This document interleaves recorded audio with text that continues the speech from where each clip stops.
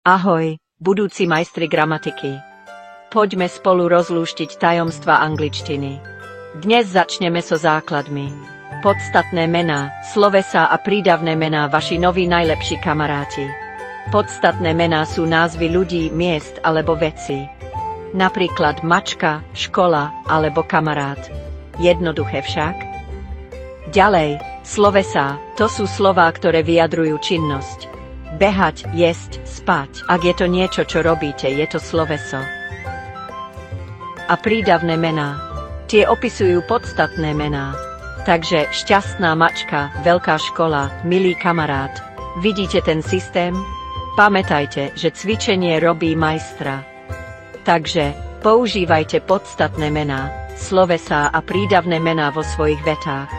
Raz, dva budete profíkmi v gramatike. Nezabudnite dať like a odoberať pre viac tipov. Vidíme sa na ďalšej lekcii.